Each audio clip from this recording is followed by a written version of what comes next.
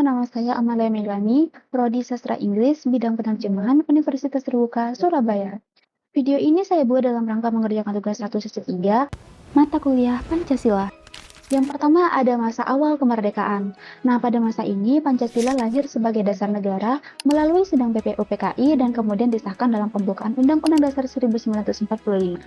Pada masa ini, Pancasila menjadi simbol persatuan bangsa setelah Indonesia merdeka dari penjajahan.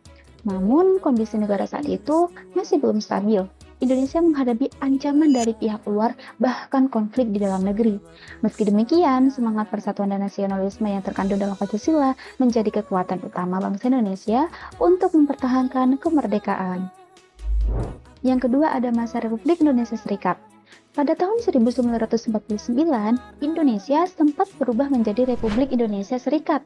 Walaupun bentuk negara berubah, Pancasila tetap dijadikan dasar negara.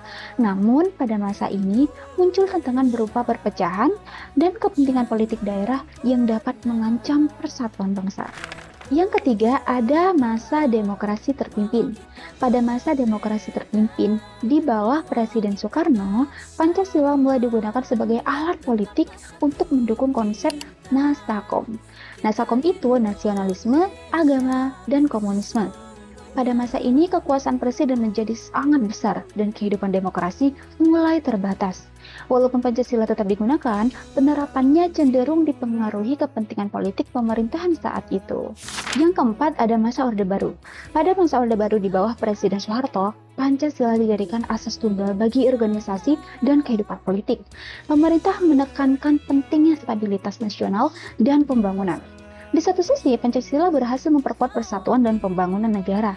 Namun, di sisi lain, kebebasan berpendapat menjadi terbatas dan kritik terhadap pemerintah sering ditekan. Nah, yang terakhir adalah masa reformasi. Setelah jatuhnya Orde Baru tahun 1998, Indonesia memasuki masa reformasi. Pada masa ini, demokrasi berkembang lebih terbuka, kebebasan berpendapat semakin luas, dan masyarakat memiliki ruang lebih besar untuk berpartisipasi dalam kehidupan politik. Namun, era reformasi juga membawa tantangan baru, seperti penyebaran hoax, konflik sosial, intoleransi, dan pengaruh budaya asing akibat globalisasi dan perkembangan media digital. Nah, dari perjalanan sejarah tersebut, kita dapat melihat bahwa Pancasila selalu menjadi dasar penting bagi bangsa Indonesia, meskipun penerapannya mengalami perubahan dari masa ke masa. Jadi, kita sebagai generasi muda harus memahami sejarah Pancasila agar dapat mengambil pelajaran dari masa lalu. Pancasila tidak cukup hanya dihafalkan, tetapi harus diterapkan dalam kehidupan sehari-hari melalui sikap toleransi, gotong royong, menghargai perbedaan, dan cinta tanah air.